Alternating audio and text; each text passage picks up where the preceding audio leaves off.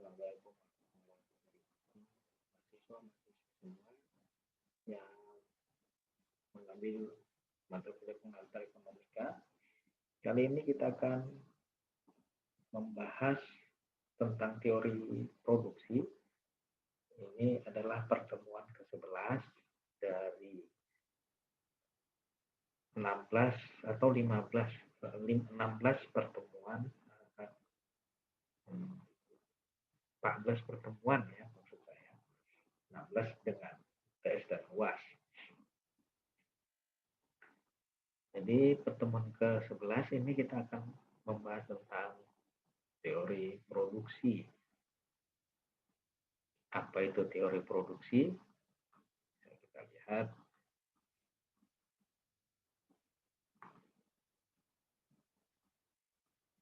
Nah, definisi produksi. Di sini produksi adalah usaha menciptakan dan meningkatkan kegunaan suatu barang untuk memenuhi kebutuhan.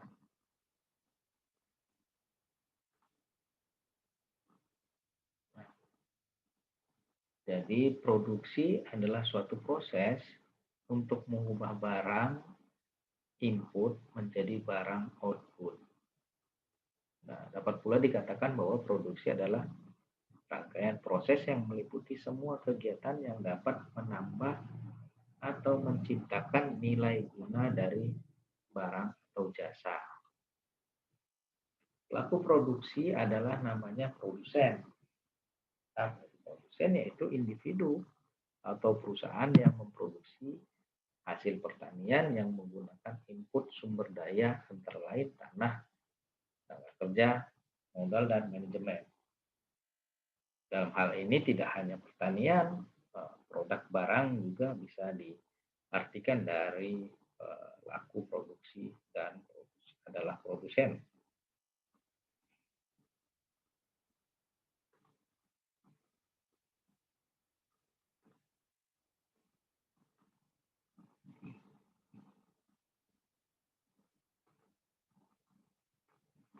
Kemudian hubungan input-output di dalam konsep produksi. Nah, hubungan antara input-output ini menunjukkan pola hubungan penggunaan berbagai tingkat input untuk menghasilkan tingkat output tertentu. Nah, kemudian ada kedua hubungan antara input-output, variasi penggunaan kombinasi dua atau lebih input untuk menghasilkan output tertentu. Ini dibahas pada konsep isokuan dan isokos. 3 hubungan antara output. Kalau tadi input-output, ini input-input dan output-output. Ini variasi output yang dapat diperoleh dengan menggunakan sejumlah input tertentu. Itu dijelaskan dalam konsep rupa.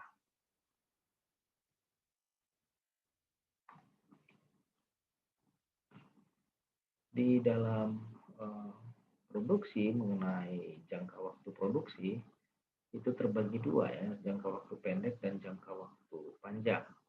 Ya, jangka waktu pendek itu waktu di mana input variabel dapat berubah namun terdapat input tetap yang tidak dapat disesuaikan. Untuk jangka panjang itu ketika semua input bersifat variabel dan dapat disesuaikan.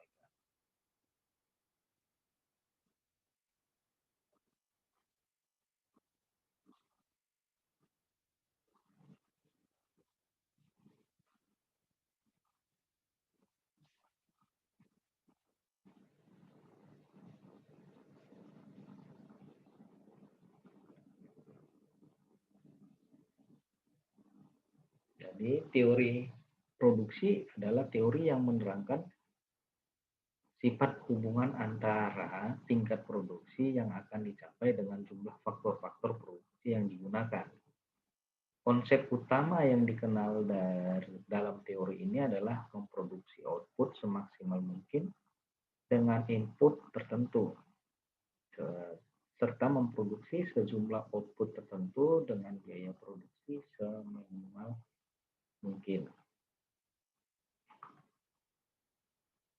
Nah, untuk macam-macam teori produksi, ada teori produksi dengan satu faktor, dua faktor, dan biaya produksi. Sementara untuk hukum yang semakin berkurang, hukum dalam produksi itu disebut law of diminishing return.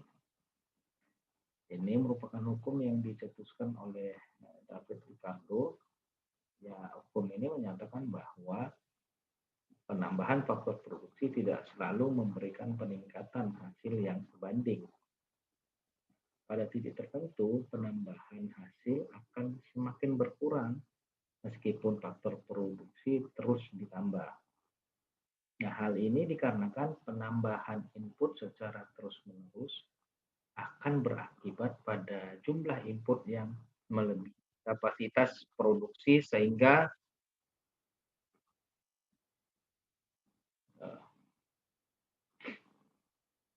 jadi penambahan hasil akan semakin berkurang meskipun faktor produksi terus ditambah. Hal ini dikarenakan penambahan input secara terus-menerus akan berakibat pada jumlah input yang melebihi kapasitas produksi sehingga produktivitas tidak lagi maksimal.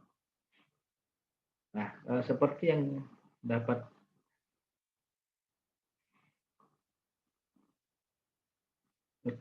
kita pelajari, ada namanya kurva produksi total. Nah,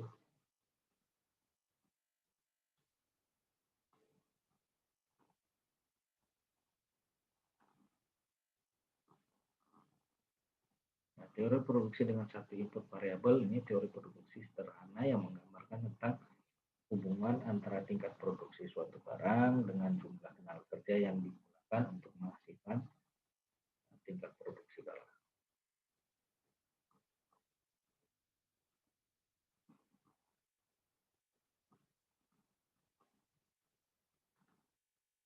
Kemudian grafik law of diminishing return tadi yang kita sudah bicarakan seperti ini ya.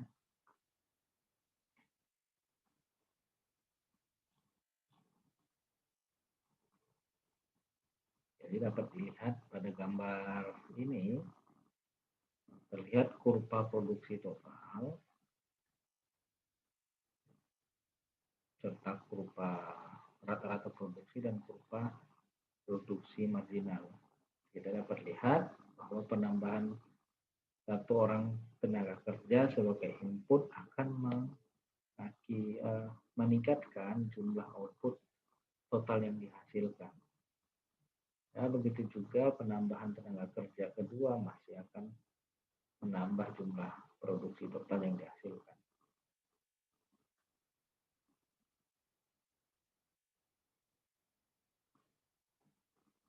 Tapi tambahan produksi yang diberikan oleh pekerja akan semakin berkurang.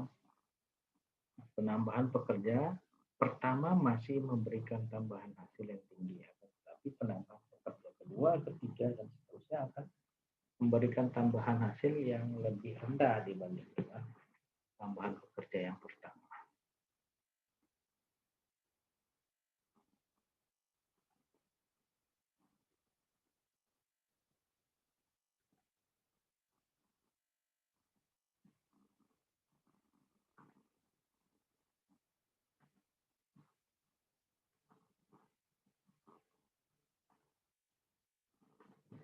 Teori produksi dengan dua input variabel, ini grafik dua dimensi untuk fungsi produksi dua input dikenal dengan grafik isoquant.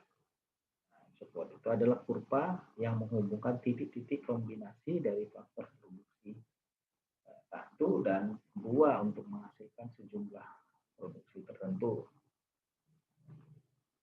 Ini kurva isoquant.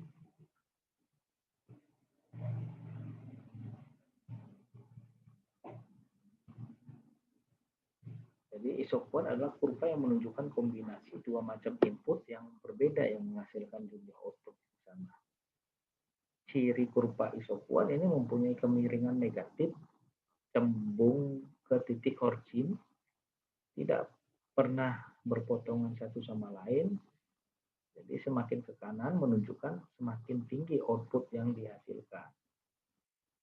Itu ciri dari grafik kesukuan.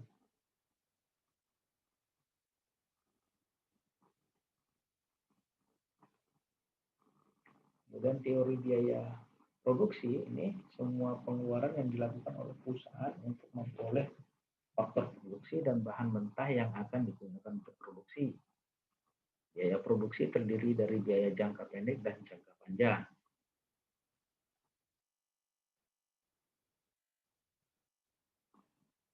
Baik, tadi saya belum menjelaskan ya.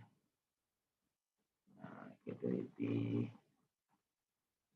kurva isokuan sebenarnya ada namanya, saya terangkan saja ya, ada namanya kurva isokos yang tadi kita sudah bicarakan, tadi saya sempat bicarakan itu nanti. Ya.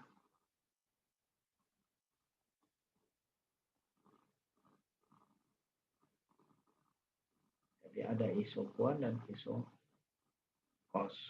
Nah, saya jelaskan sedikit lah ya tentang kurva isokos adalah kurva yang menunjukkan kombinasi dua macam input yang memiliki total yang sama.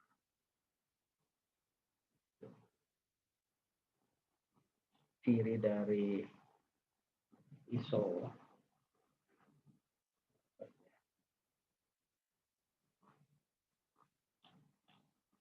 ciri dari isokos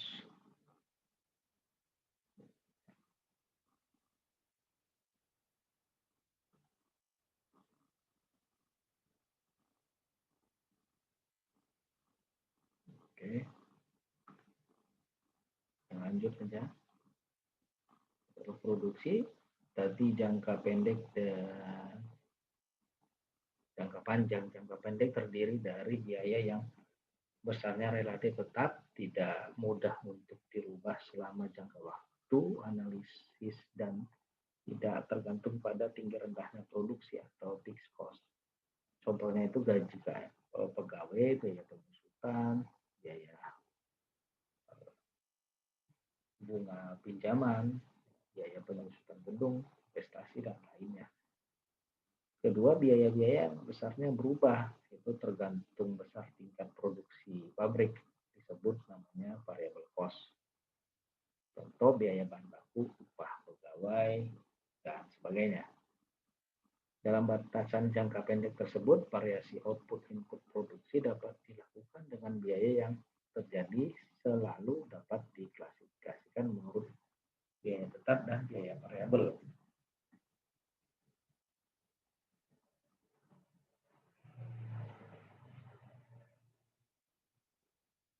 Nah, biaya jangka pendek itu terdapat biaya-biaya yang tidak mudah berubah seperti bunga pinjaman, sewa rumah, dan sebagainya. Artinya untuk jangka pendek dikenal istilah biaya variabel dan biaya tetap. Selanjutnya untuk biaya jangka pendek, analisanya dituliskan total cost sama dengan total fixed cost plus total variable cost. Itu rumusnya seperti itu ya. Jadi nanti ada contohnya. Ini kurvanya ya. Total fixed cost ini bisa dilihat dari total fixed cost itu yaitu dari 60 sampai 0 pada grafik G dan G aksen ya. Nah, sementara yang di bawah adalah total variable cost itu yang di bawah ya.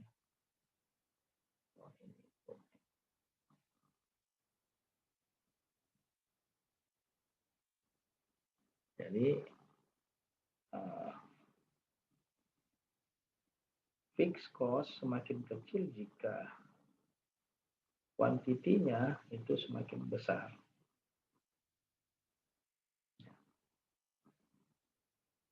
Ya, bisa dilihat contohnya seperti ini ya. Nah, biaya jangka panjang itu adalah penambahan semua faktor produksi dan biaya produksi yaitu semua pengeluaran yang dianggap biaya variabel. Cara meminimumkan biaya dalam analisa ekonomi kapasitas pabrik bisa kita lihat pada kurva biaya total rata-rata atau average cost. Jadi peminimuman biaya di mana biaya aktualnya bisa diminimumkan pada kurva di bawah ini ya. Jadi average cost-nya itu turun dibanding dengan total cost-nya. Fungsi produksi itu hubungan antara input output produksi dengan produksi yang dihasilkan dapat terlihat dalam bentuk matematis yang disebut fungsi produksi. Gunanya untuk analisis yang menjelaskan gejala-gejala yang terjadi dalam proses produksi. Kedua, alat analisis normatif yang dapat menentukan keadaan terbaik untuk memaksimumkan keuntungan. Hubungan fisik antar output dan input itu dimodelkan, yaitu Y sama dengan F dikali X1 sampai Xn, di mana Y itu adalah total produksi, kita contohkan padi, X1-nya itu pupuk, X2-nya bibit, X3-nya tenaga kerja, dan X4 luas garapan, dengan asumsi variabel yang lain dianggap tetap. Contoh fungsi produksi, hubungan antara produksi padi dengan pupuk, misalnya. Total biaya produksinya dapat dilihat di kurva ini ya. Output misalnya maksimum 3.762 kilo. Pak, ini adalah titik paling maksimal dari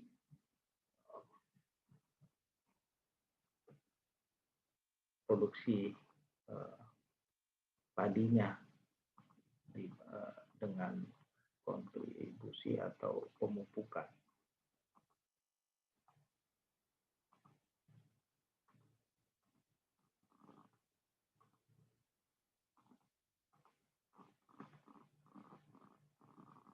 Efisiensi produksi itu tingkat penggunaan input yang paling efisien tergantung pada hubungan antara harga input dan harga output. Tingkat optimum penggunaan input secara ekonomis terjadi pada saat MVP sama dengan harga input titik E. Di sini dapat dilihat ya biaya input marginal. Jadi NPV ini. NPV-nya.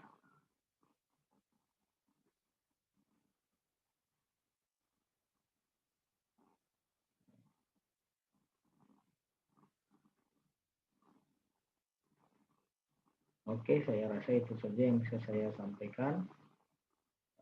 Mohon maaf atas kekurangannya. Terima kasih.